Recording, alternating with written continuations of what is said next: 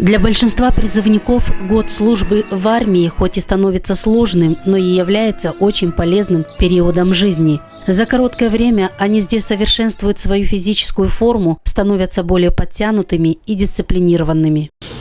Я думаю, что вернувшись домой, мамы и папы увидят большую разницу, которая была вот с момента прихода и с момента ухода. И не только мамы и папы увидят, и друзья, и девушки увидят, какая разница у этих ребят. И я думаю, что где-то, наверное, в душе они нам скажут спасибо за то, что этот год мы их чему-то научили. Увольнение в резерв – самый долгожданный день для солдата. Когда он наступил, ребята прощались друг с другом немного с грустью, ведь за этот год со многими они уже успели подружиться. Меня зовут Ваня Гожан, в районе Алаве. Чтобы слушали офицеры, командиры, чтобы были тоже, как мы. Может быть и лучше, да. Я с Бессарабского района, с города Бессарабки. Сложилось вполне неплохо, даже очень отлично. Условия очень хорошие в этой части, офицеры все приветливые. Получили грамоту за что?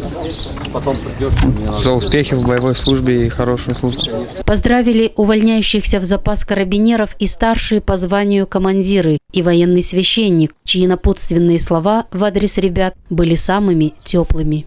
Каждый раз, когда солдат увольняется из армии, то он питает такие огромные чувства, прекрасные. Такие моменты в жизни.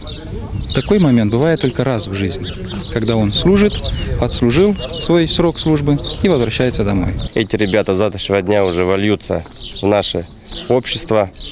И, пользуясь случаем, я им всем еще раз довел до них, что у нас есть большая возможность для них идти дальше, продолжить службу по контракту. Это независимо. Это может быть в системе Министерства внутренних дел, это может быть Национальной армии Республики Молдова.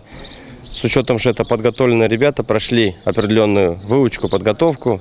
В воинской части Гагаузии проходят военную подготовку ребята из разных районов Молдовы. За это время здесь были подготовлены более 20 тысяч солдат. Республика Молдова!